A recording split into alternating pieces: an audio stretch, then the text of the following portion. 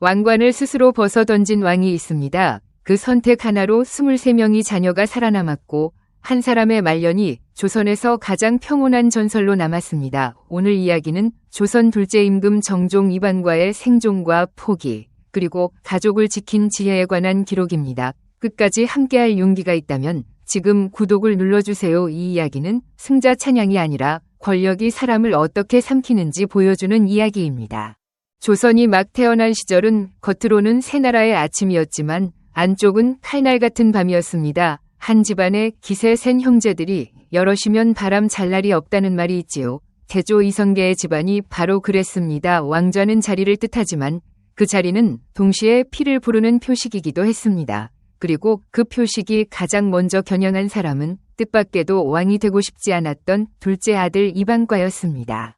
태조에게는 두 부인 사이에서 8명의 아들이 있었습니다. 첫째 방우는 일찍 세상을 떠났고 둘째가 오늘의 주인공 이방과였습니다. 그리고 다섯째가 훗날 태종이 되는 이방원이지요. 문제는 태조가 늦게 얻은 막내 아들 방석을 유난히 아꼈다는 데서 시작됩니다. 아버지의 사랑은 때로 공정함을 흐리고 그 틈으로 형제의 의심이 들어옵니다.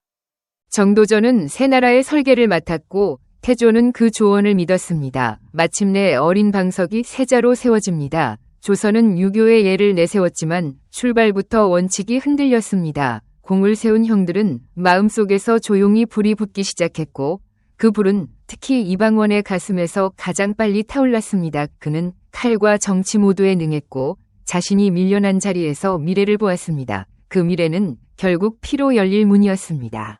마침내 왕자의 난이 터집니다. 한밤중 궁궐은 등불 아래에서 더 어두워졌고 발소리는 숨소리보다 크게 울렸습니다. 칼이 먼저 지나간 곳에는 말이 사라지고 사람이 사라졌습니다. 정도전과 남은이 쓰러졌고 아직 10살 남짓한 방석까지 죽임을 당합니다. 그날 이후 궁 안에는 비명이 아니라 침묵이 남았습니다. 침묵은 사람들이 입을 다물게 만들고 입을 다문 사람들은 더 오래 살아남습니다. 그 원칙을 가장 빨리 배운 사람이 바로 이방과였습니다. 그런데 이방원은 그 밤의 승자였으면서도 곧장 왕위에 오를 수 없었습니다. 명분이 필요했기 때문입니다. 피로 얻은 권력은 반드시 옷을 갈아입어야 합니다. 그래서 누군가는 왕관을 써야 했고 둘째 형 이방과가 불려 나옵니다. 그는 활쏘기와 말타기를 좋아했고 권력의 소용돌이에서 한 발 비켜 서 있던 사람이었습니다. 하지만 그날 이후 그는 비켜 설 수 없었습니다. 왕관이 그의 머리 위로 내려오는 순간부터 그는 왕이 아니라 표적이 됩니다. 이방과는 정종이라는 이름으로 왕위에 오르지만 첫날부터 마음이 편할 리 없습니다. 자신을 세운 실세가 동생 이방원이라는 사실을 그도 알고 온 나라가 알고 있었습니다. 궁궐의 웃음은 얕고 대신들의 인사는 너무 깊었습니다. 깊은 인사는 충성이 아니라 계산일 때가 많습니다. 정종은 눈치챘습니다. 이 자리에 오래 앉아 있을수록 내가 위험해지고 내 옆에 있는 사람들까지 위험해진다는 것을요. 얼마 지나지 않아 또 다른 난이 그림자가 지나갑니다. 두 번째 왕자의 난은 더 짧고 더 차갑게 벌어집니다. 이방원을 견제하려던 형제들과 신하들이 정리되고 궁 안의 공기는 한층 더 얇아집니다. 정종은 그때 확신합니다. 내게 남은 선택은 두 가지뿐이다. 버티다가 언젠가 나와 내 자식들이 함께 쓰러지거나 스스로 내려가서 살아남거나. 왕은 강해 보이지만 때로는 내려가는 왕이 더 무섭습니다. 내려감으로써 상대의 칼을 무디게 만들기 때문입니다. 정종에게는 치명적인 약점이 있었습니다. 정비와 사이에서 적자가 없었습니다. 대신 후궁들 사이에서 무려 23명이 자녀가 태어났습니다. 아들 15, 딸 8, 이 많은 아이들은 축복이면서 동시에 인질이었습니다. 정종이 욕심을 부려 아들 중 한 명을 세우려는 순간 그 아이는 곧 권력의 표적이 됩니다. 이방원은 이미 칼을 쥔 채 2번이 밤을 건넜습니다. 정종은 계산이 아니라 공포로 현실을 읽었습니다. 이 싸움은 내가 이기는 싸움이 아니라 내가 살아남는 싸움이다. 그래서 정종은 파격적인 결정을 준비합니다. 겉으로는 나라를 위해서였고 속으로는 가족을 위해서였습니다. 그는 동생 이방원을 후계자로 세우고 스스로 왕좌에서 내려갈 길을 만듭니다. 왕위를 버린다는 말은 패배처럼 들리지만 그 시대에는 가장 큰 방패가 될 수도 있습니다. 정종은 자신이 경쟁자가 아님을 온 세상에 보여주려 했습니다. 그 한 번이 확실한 신호가 있어야만 23명의 아이들이 내일 아침도 숨을 쉴 수 있었기 때문입니다. 1400년 정종은 마침내 결심을 실행합니다. 그는 동생 이방원을 왕세자가 아니라 왕세제로 세웁니다. 아들이 아닌 형제에게 있게 한다는 말은 곧 나는 내 피로 왕좌를 잇지 않겠다는 선언이었습니다. 그 선언은 칼보다 빠르게 궁안을 돌았고 사람들은 그 의미를 즉시 알아챘습니다. 정종은 스스로를 비워 권력의 의심을 지우려 했습니다. 의심이 사라지면 칼도 멈춥니다. 적어도 잠시라도요. 그리고 그해 겨울 정종은 왕위를 넘깁니다. 명보는 단정했습니다. 나에게는 적자가 없고 아우는 나라를 세운 공이 크니 그에게 맡긴다. 그러나 진짜 문장은 다른 곳에 있었습니다. 나는 살고 싶다. 내 아이들도 살려야 한다. 정종은 왕관을 내려놓는 순간 눈앞이 시원해지는 것을 느꼈을지도 모릅니다. 왕좌에 앉아있을 때는 숨이 늘 짧았고 문 밖의 발소리 하나에도 심장이 굳었으니까요.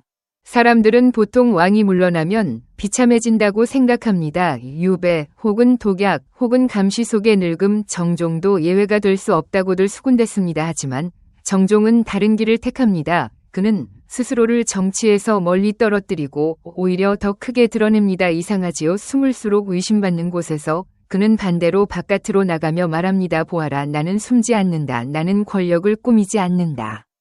정종이 가장 사랑한 것은 격구였습니다. 말 위에서 공을 쫓아 달리는 그 순간에는 대신들의 눈빛도 상소문의 문장도 떠오르지 않았습니다. 넓은 들판에서 바람이 얼굴을 때리고 말굽이 땅을 두드리면 그는 잠시 왕이 아니라 한 사람의 무인이 됩니다. 나이가 들어서도 직접 말을 탔다고 전해집니다. 그 장면은 하나의 연기처럼 보였을 수도 있습니다. 그러나 그 연기는 생존에 도움이 되는 연기였습니다. 그는 사냥도 즐겼습니다. 활을 당길 때 팔에 전해지는 긴장감은 궁안의 불안과는 달랐습니다. 목표는 분명했고 결과도 분명했습니다. 궁안의 싸움은 표적이 보이지 않는데도 피를 요구하지만 사냥은 표적이 보이는 대신 피의 이유가 단순합니다. 정종은 단순함 속에서 숨을 돌렸습니다. 그리고 사람들은 그 단순함을 보며 생각합니다. 저 사람은 정말로 왕좌에 미련이 없구나. 온천으로 떠나는 여행도 잦았습니다. 며칠씩 머물며 몸을 풀고 마음을 쉬었다고 합니다. 멀리 떠난다는 것은 위험이기도 하지만 동시에 메시지입니다. 나는 궁의 중심에서 멀어지고 있다. 나는 결정의 자리에서 빠지고 있다. 그 메시지는 태종에게 중요했습니다. 태종은 권력을 가졌지만 권력은 늘 불안을 낳습니다. 불안한 왕에게 가장 필요한 것은 경쟁자가 없다는 확신입니다. 정종은 그 확신을 매번 스스로 제공했습니다. 흥미로운 것은 두 형제의 관계입니다. 왕위를 넘겨받은 자와 넘긴 자의 사이는 피로 얼룩질 법하지만 기록 속의 분위기는 의외로 차갑지 않습니다. 함께 사냥을 가고 함께 들판을 달린 흔적이 남아 있습니다. 누군가는 이것을 의선이라 말할지 모르지만 조선의 궁안에서 관계란 늘 복합적입니다. 두 사람은 서로를 두려워하면서도 동시에 서로에게서 필요한 것을 얻었습니다. 태종은 안정이 필요했고 정종은 생존이 필요했습니다. 어느 날 태종이 형에게 말합니다. 나라 일이 너무 복잡하고 힘들다. 형처럼 자유롭게 사는 것이 부럽다. 절대 권력을 가진 왕의 입에서 이런 말이 나왔다는 사실이 이 이야기의 핵심을 찌릅니다. 왕이 된다는 것은 모든 것을 갖는 것이 아니라 모든 것을 의심하게 되는 삶일 수도 있습니다. 밤마다 누구를 믿을지 고민하고 낮마다 누구를 자를지 계산해야 합니다. 반대로 왕이 아닌 형은 오늘 어디로 갈지만 생각하면 됩니다. 정종의 가장 큰 승리는 자녀들을 지켜낸 일입니다. 아들들은 군의 자귀를 받고 왕족으로 대우받으며 살아갑니다. 딸들도 좋은 혼처로 이어졌다고 전해집니다. 만약 정종이 욕심을 내어 아들 하나를 내세웠다면 그 순간부터 그 아이는 정치의 깃발이 됩니다. 깃발은 세우는 순간 바람을 부르고 바람은 칼을 부릅니다. 정종은 깃발을 세우지 않았습니다. 그래서 칼도 잠시 길을 잃었습니다. 조선의 왕실사는 피로 가득합니다. 왕자와 왕족이 권력 다툼에 휘말려 사라진 사례는 끝이 없습니다. 그러나 정종의 자녀들만큼은 그 물결에서 비교적 비켜갑니다. 왕이 되지는 못했지만 살아남았습니다. 그리고 살아남아 안정된 삶을 누렸습니다. 왕좌위 영광보다 한 아이의 내일이 더 중요하다는 사실을 정종은 알고 있었습니다. 그 선택이야말로 이 이야기에서 가장 뜨겁고 가장 조용한 부성애입니다. 정종을 말할 때 또 하나 놓치기 어려운 장면이 있습니다. 그의 효심입니다. 왕자의 난을 겪은 태조는 마음에 깊은 상처를 입습니다. 사랑하는 아들들이 서로를 죽이는 모습을 지켜본 아버지의 얼굴은 기록에 길게 남지 않지만 그 침묵이 더 무겁습니다. 특히 아끼던 막내 방석을 잃은 뒤 태조는 세상과 거리를 둡니다. 그는 궁을 떠나 한 곳에 머물며 분노와 슬픔을 안으로 삭입니다. 정종은 그 아버지를 자주 찾아뵙습니다. 길이 멀고 험해도 마다하지 않았다고 전해집니다. 이것은 단순한 미담이 아닙니다. 조선의 권력 구조에서 아버지의 마음은 곧 정통성의 그림자이기도 했습니다. 정종은 아버지를 위로하면서 동시에 자신이 가문이 균열을 더 만들지 않겠다는 뜻을 행동으로 보여줍니다. 누군가에게 효도는 감정이지만 누군가에게 효도는 생존의 언어이기도 합니다. 태조가 세상을 떠날 때까지 정종은 곁을 지키려 합니다. 그 순간은 조선 초의 피비린내와 대비되는 조용한 방입니다. 칼이 아니라 숨이 흔들리고 함성이 아니라 기침이 울립니다. 태조의 눈에는 어떤 얼굴이 가장 먼저 떠올랐을까요? 죽은 방석일까요? 칼을 쥔 방원일까요? 아니면 왕관을 내려놓은 방과일까요? 역사는 대답하지 않지만 정종이 그 자리에 있었다는 사실만은 남습니다.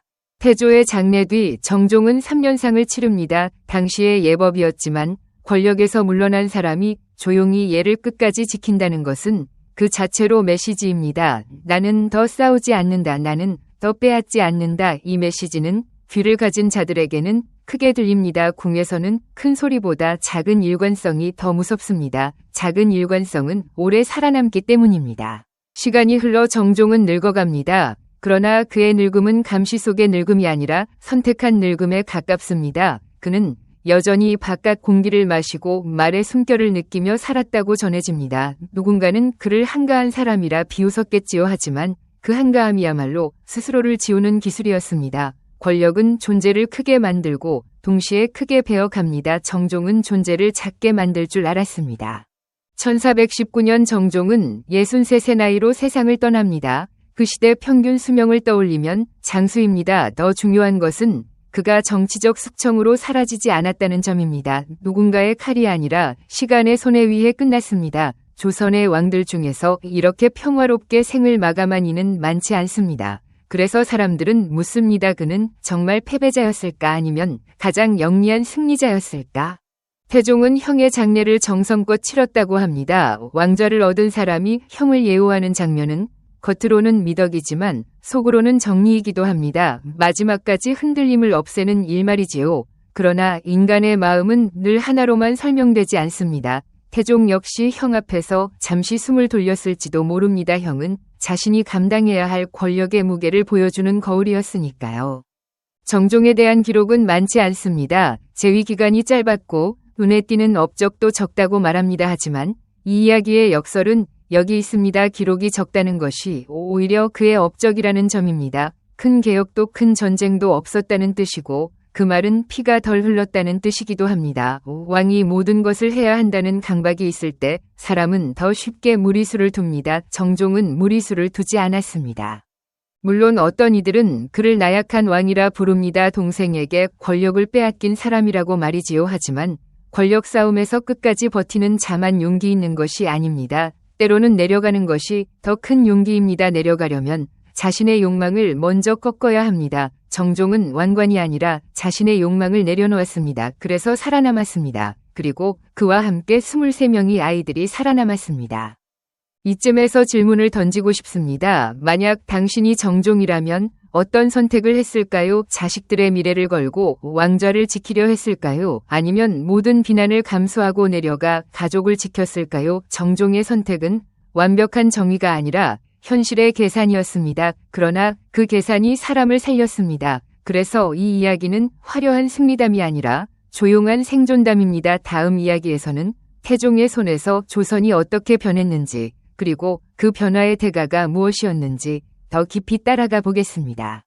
정종이 물러난 뒤 조선의 하늘은 잠시 맑아지는 듯 보입니다. 사람들은 새 왕 태종이 강한 손으로 혼란을 정리할 것이라 기대합니다. 그러나 정종은 알고 있었습니다. 강한 손이 질서를 만들 때 그 손가락 사이로 누군가의 피가 빠져나온다는 것을요. 그래서 그는 궁의 중심에서 멀어졌습니다. 멀어지는 것이 곧 방패가 되는 시대였기 때문입니다. 가까이에 있으면 그림자가 커지고 그림자가 커지면 칼이 찾아옵니다. 정종의 집에는 늘 소리가 있었습니다. 23명의 아이들 발소리, 울음소리, 웃음소리, 그 소리는 그에게는 살아있다는 증거였고 동시에 두려움의 증거이기도 했습니다. 한 아이가 아프기라도 하면 그는 병보다 소문을 더 무서워했을 것입니다. 왕실의 병은 곧 정치의 먹이가 되니까요. 그래서 정종은 아이들을 숨기지 않고 오히려 질서 있게 배치합니다. 각자 자기를 받고 각자 자리를 얻습니다. 아무도 중심에 서지 않게 하는 것, 그것이 그가 택한 안전한 구조였습니다.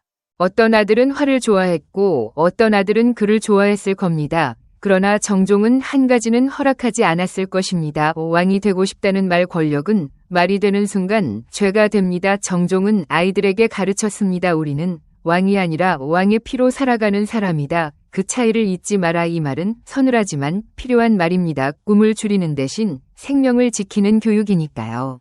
당시 조선에서는 적통이 모든 것을 가릅니다. 정종에게 적자가 없다는 사실은 그에게 불행이면서 축복이었습니다. 불행은 정통성의 약점이지만 축복은 경쟁의 씨앗을 만들지 않는다는 점입니다. 적자가 있었다면 사람들은 그 아이를 중심으로 모였을 것이고 모임은 곧 파벌이 됩니다. 파벌은 곧 칼집을 열게 합니다. 정종은 자신의 결핍이 오히려 아이들을 살릴 문이 될 수 있음을 이용했습니다.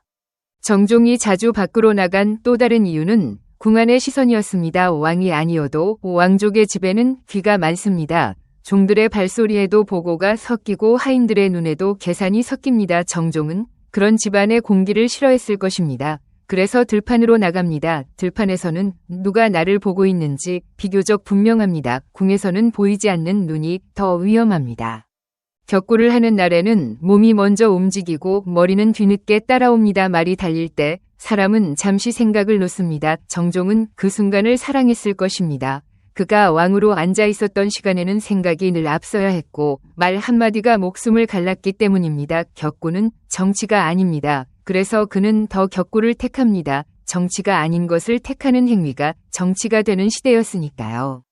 태종은 형을 처음부터 완전히 믿지 않았을 가능성이 큽니다. 피로 얻은 권력은 늘 다음 피를 예감합니다. 그러나 시간이 쌓이며 태종은 확신합니다. 형은 정말로 왕좌를 향한 길에서 내려왔다. 그 확신은 태종에게 잠시의 평온을 주었고 정종에게는 긴 생명을 줍니다. 이 관계는 사랑이나 미움으로만 설명되지 않습니다. 서로가 서로의 필요를 충족시키는 복잡한 균형입니다.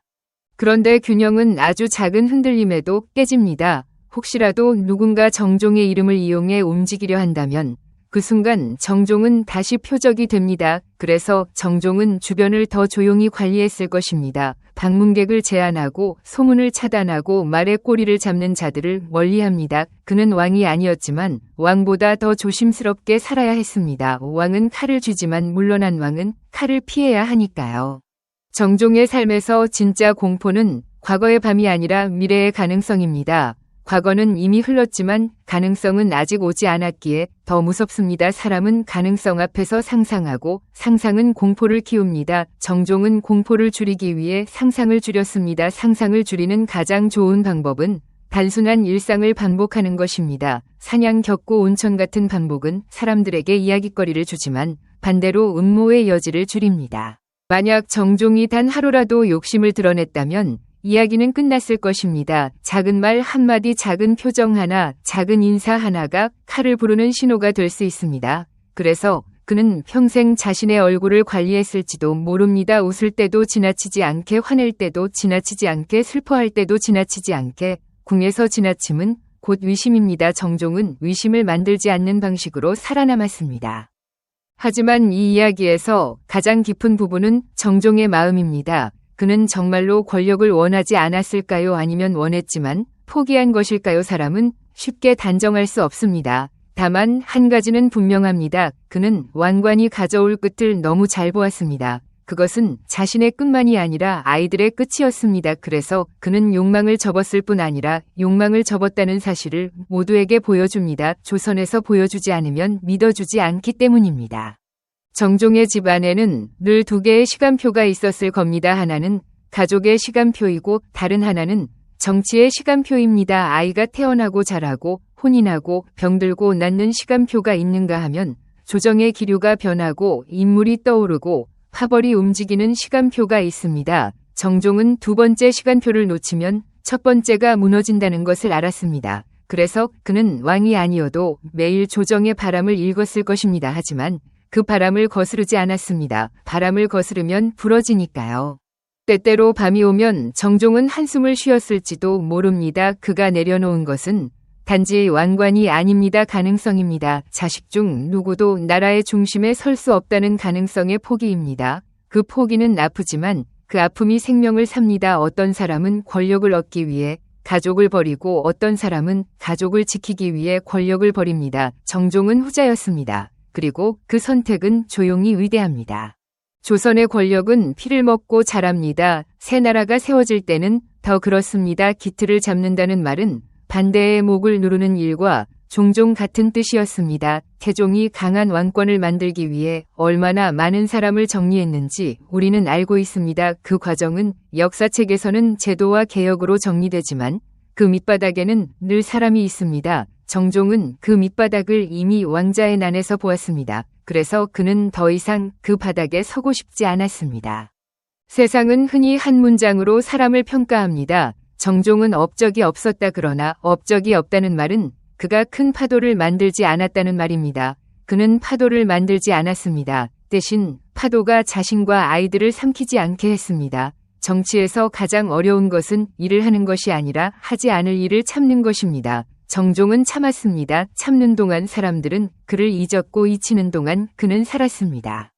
그의 자녀들이 자라며 각자의 가정을 꾸릴 때 정종은 어떤 마음이었을까요? 왕이 되지 못한 아들들을 볼 때 미안했을까요? 살아남은 딸들의 웃음을 볼 때 안도했을까요? 아마 두 감정이 함께 있었을 겁니다. 이 인생은 한 줄로만 흐르지 않습니다. 특히 권력의 주변에서 사는 인생은 더 그렇습니다. 그러나 정종이 마지막까지 붙잡았을 감정은 하나일 것입니다. 적어도 너희는 살아있다. 그 시대에는 살아있다는 것 자체가 성취입니다. 오늘날 우리는 성공을 더 높은 자리, 더 큰 돈, 더 큰 이름으로 계산합니다. 그러나 조선의 궁 안에서는 살아남는 것이 첫 번째 성공입니다. 정종은 그 규칙을 알았습니다. 그래서 그는 스스로를 성공의 기준에서 내려옵니다. 그리고 다른 기준을 세웁니다. 내 가족이 살아있는가? 내 마음이 무너지지 않았는가? 내 아이들이 내일을 맞이할 수 있는가? 정종의 이야기를 들으면 이상하게 마음이 조용해집니다. 화려한 승리도 없고 큰 반전도 없습니다. 대신 작고 현실적인 선택들이 이어집니다. 그러나 그 선택들이 모여 한 사람의 긴 평온을 만들었습니다. 그리고 그 평온은 그 시대의 폭력과 대비되어 더 빛납니다. 어둠 속에서 작은 등불 하나가 오래 타는 것처럼 말이지요. 이제 질문을 하나 더 던져봅니다. 우리는 왜 늘 가장 강한 사람의 이야기만 기억할까요? 왜 늘 칼을 쥔 승자의 얼굴만 떠올릴까요? 정종은 칼을 내려놓은 사람입니다. 그래서 역사에서 더 쉽게 잊힙니다. 하지만 어쩌면 우리의 삶에 더 가까운 모델은 이런 사람일지도 모릅니다. 싸움을 끝까지 하지 않는 용기, 욕망을 조용히 접는 용기, 가족을 위해 체면을 버리는 용기. 다음으로 우리는 정종이 떠난 뒤 태종의 시대가 어떻게 펼쳐졌는지 조금 더 가까이 보려 합니다. 강한 왕이 만든 질서는 정말로 모두를 살렸을까요? 아니면 또 다른 방식의 공포를 만들었을까요? 정종이 피한 길 위에서 조선은 어떤 대가를 치렀을까요? 그 답을 찾기 위해 우리는 다시 궁궐의 문 앞에 섭니다. 그리고 그 문이 열릴 때마다 늘 그렇듯 누군가의 운명이 조용히 바뀝니다. 태종의 시대가 시작되자 조선은 겉으로 더 단단해집니다. 규칙이 생기고 제도가 정리되고 왕의 말이 더 빠르게 먹힙니다. 사람들은 말합니다. 역시 강한 왕이 필요했다. 그러나 정종은 이 단단함의 이면을 알고 있었을 겁니다. 단단해진다는 것은 동시에 숨이 막힌다는 뜻이기도 합니다. 질서는 편안함을 주지만 그 질서를 만드는 과정은 늘 누군가에게 차갑습니다. 정종이 내려간 이유는 바로 그 차가움을 견디고 싶지 않았기 때문입니다. 정종은 자신이 떠난 뒤에도 늘 조용히 관찰했을 가능성이 큽니다. 그는 정치에 관심이 없다고 몸으로 말했지만 정치가 그를 놓아주지는 않습니다. 태종이 어떤 결정을 내리든 그 결정은 정종의 자녀들에게도 영향을 주기 때문입니다. 왕실은 한 집이고 한 집의 공기는 서로에게 이어집니다. 그래서 정종은 더 조용히 움직였을 겁니다. 조용히 축하하고 조용히 슬퍼하고 조용히 거리를 유지하는 방식으로요. 세월이 흐를수록 사람들은 정종의 선택을 더 이해하게 됩니다. 젊은 날에는 위로 올라가는 것이 승리처럼 보입니다. 그러나 나이가 들면 내려놓는 것이 오히려 지혜처럼 보입니다. 이 영상이 어르신들에게 특히 울림이 있는 이유도 여기에 있습니다. 젊은 왕이 아니라 늙은 인간의 눈으로 보면 정종의 삶은 실패가 아니라 완성입니다. 그는 마지막에 남는 것이 무엇인지 알고 있었습니다. 이름보다 가족이고 권력보다 평온입니다. 그런데 정종이 완전히 두려움에서 벗어났다고 말할 수는 없습니다. 권력 주변의 공포는 피부처럼 붙습니다. 아무리 멀리 떠나도 한밤중에 바람이 불면 궁궐의 칼소리가 떠오를 수 있습니다. 왕자의 난 이 밤은 잊히지 않습니다. 피가 흐른 기억은 잠들어도 남습니다. 정종은 그 기억을 품고도 살았습니다. 그게 더 대단합니다. 공포를 없앤 것이 아니라 공포 위에 일상을 쌓았기 때문입니다. 정종의 일상에는 작은 규칙들이 있었을 겁니다. 누구를 가까이 하지 말 것, 누구를 쉽게 믿지 말 것, 아이들을 한쪽으로 몰아두지 말 것, 집안을 과하게 키우지 말 것. 이런 규칙은 차갑지만 사랑의 형태입니다. 사랑은 때로 따뜻한 말이 아니라 위험을 피하는 행동으로 드러납니다. 정종의 사랑은 바로 그런 방식이었습니다. 큰 목소리로 외치지 않고 조용히 길을 비켜주는 사랑. 그의 자녀들 역시 아버지의 선택이 어떤 의미인지 잘 알면서 알게 됩니다. 어떤 아이는 속으로 울었을 수도 있습니다. 왜 우리는 왕이 될 수 없나요? 왜 우리는 늘 조심해야 하나요? 하지만 시간이 지나면 깨닫습니다. 왕이 되는 길이 곧 죽는 길일 수도 있었다는 사실을요. 왕족으로 남아 살아가는 길이 어쩌면 가장 큰 선물이었다는 사실을요. 정종은 아이들에게 왕관 대신 시간과 내일을 물려준 셈입니다. 역사에는 큰 업적만 남는다고들 말합니다. 하지만 인간의 삶은 업적보다 생존으로 이루어집니다. 한 사람이 살아남아 한 가정이 이어지고 한 가정이 이어져 다음 세대가 태어납니다. 정종의 선택은 역사책 한 줄로는 작게 보이지만 그 선택이 만들어낸 수많은 내일은 결코 작지 않습니다. 23명의 자녀가 살아남았다는 말은 23개의 인생이 이어졌다는 뜻입니다. 정종은 자신을 승자로 포장하지 않았습니다. 그는 조용히 물러났고 조용히 즐겼고 조용히 늙었습니다. 그러나 그 조용함은 비겁함이 아니라 계산된 용기였습니다. 세상이 나를 약하다고 부르더라도 아이들이 안전하면 된다, 이런 마음이 아니면 할 수 없는 선택입니다. 우리는 보통 체면을 지키기 위해 무리합니다. 정종은 체면을 버리고 생명을 택했습니다. 그래서 이 이야기는 더 인간적입니다. 이제 영상의 질문으로 돌아갑니다. 정종은 패배자인가 진정한 승리자인가? 만약 승리를 왕좌로 정의하면 그는 패배자입니다. 그러나 승리를 삶으로 정의하면 그는 승리자입니다. 그리고 인생에서 더 오래 남는 것은 왕좌가 아니라 삶입니다. 우리는 언젠가 모두 자리에서 내려옵니다. 그때 남는 것은 무엇일까요? 정종은 그 끝을 미리 보았습니다. 그래서 더 빨리 내려왔습니다. 마지막 장면을 떠올려 봅니다. 정종이 들판에서 말을 달리고 바람을 맞으며 웃는 장면. 그 웃음은 가벼워 보이지만 그 뒤에는 무거운 밤들이 있습니다. 왕자의 난이 피가 있고 궁궐의 의심이 있고 아이들의 얼굴이 있습니다. 그 모든 것을 안고도 웃을 수 있다는 것, 그것이 정종의 힘입니다. 그는 강한 칼을 가진 사람이 아니라 강한 내려놓음을 가진 사람이었습니다. 정종의 죽음은 거대한 사건으로 기록되지 않습니다. 그래서 더 묘합니다. 조선의 왕실에서 조용히 죽는다는 것은 가장 어려운 특권이기 때문입니다. 많은 왕과 왕족은 죽음의 방식조차 선택하지 못했습니다. 누군가의 음모로 사라지거나 누군가의 명령으로 끝났습니다. 정종은 끝을 스스로 맞이합니다. 자연스럽게 늙고 자연스럽게 숨을 거둡니다. 이 평범함이야말로 그가 평생 얻어낸 비범함입니다. 형을 떠나보낸 태종의 마음은 어땠을까요? 기록은 감정을 길게 쓰지 않지만 우리는 추측할 수 있습니다. 태종은 누구보다 권력의 무게를 알았고 누구보다 죄책감의 그림자를 안고 살았습니다. 그런 태종에게 정종은 이상한 존재였을 겁니다. 내가 얻지 못한 평온을 가진 사람, 내가 칼로 만든 나라에서 칼 없이도 살아남은 사람. 그래서 태종은 형을 예우하며 동시에 자신의 마음 한구석을 다독였을지도 모릅니다. 정종의 묘호는 정종시호는 공정이라 전해집니다. 공손하고 안정된 임금이라는 뜻이지요. 그 이름은 화려하지 않습니다. 그러나 정종에게는 딱 맞습니다. 그는 나라를 뒤흔드는 큰 업적 대신 나라를 덜 흔들리게 만든 선택을 했습니다. 칼을 더 들지 않았고 피를 더 부르지 않았습니다. 그 조용한 안정이야말로 공정이라는 두 글자의 진짜 의미입니다. 어떤 사람은 묻습니다. 정종이 조금 더 강했다면 조선은 달라졌을까요? 그 질문은 멋지지만 위험합니다. 강함은 늘 좋은 결과를 낳지 않습니다. 특히 형제의 피가 이미 땅에 스며든 뒤라면 더 그렇습니다. 정종이 강해지려 했다면 조선은 더 큰 피바람을 맞았을 가능성이 큽니다. 그리고 그 피바람의 한가운데 정종의 아이들이 있었을 것입니다. 그래서 정종의 약함은 어쩌면 의도된 약함이었습니다. 이 이야기에서 가장 무서운 것은 칼이 아니라 선택의 순간입니다. 한 번의 선택이 한 집안의 생사를 바꿉니다. 태조의 선택이 난을 만들었고 방원의 선택이 피를 만들었고 정종의 선택이 생존을 만들었습니다. 역사는 거대한 흐름 같지만 결국 사람의 손끝에서 갈라집니다. 그래서 우리는 정종의 손끝을 바라보게 됩니다. 왕관을 잡지 않고 내려놓은 그 손끝을요.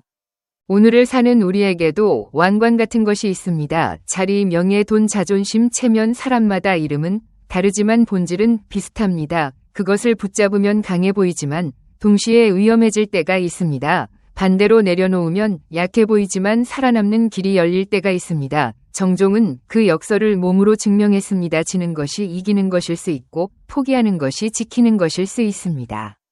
그리고 무엇보다 가족입니다. 정종은 왕으로서의 꿈을 접었지만 아버지로서의 책임은 끝까지 붙잡았습니다. 23명의 아이들이 무사히 자라도록 그는 자신을 희생했습니다. 그것은 화려한 희생이 아니라 아주 현실적인 희생입니다. 그래서 더 공감됩니다. 우리도 가끔은 자식을 위해 꿈을 미루고 가족을 위해 욕심을 접습니다. 정종의 선택은 왕실의 이야기이면서 동시에 우리의 이야기입니다.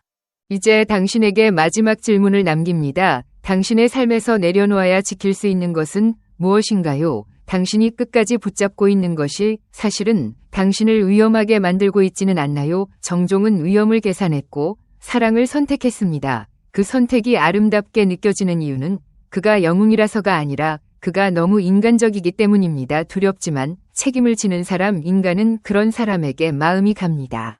오늘 이야기를 여기까지 들었다면 당신은 이미 정종의 조용한 용기를 이해한 사람입니다. 화려한 승리보다 오래 남는 평온이 있다는 사실을 기억해 주세요. 그리고 역사 속에서 잊힌 사람을 다시 불러내는 일은 결국 우리가 어떤 삶을 살고 싶은지 묻는 일과 같습니다. 정종은 그 질문에 이렇게 답한 것 같습니다. 나는 왕이 아니라 아버지로 남겠다. 다음 영상에서는 태종이 만든 강한 조선의 이면을 더 깊이 파헤쳐 보겠습니다. 강함이 만들어낸 질서가 누구를 살렸고 누구를 눌렀는지, 그 질서 속에서 또 어떤 선택들이 피를 불렀는지 이어서 함께 따라가 주세요. 구독과 좋아요는 다음 이야기로 가는 문을 열어줍니다. 오늘도 끝까지 함께 해주셔서 감사합니다.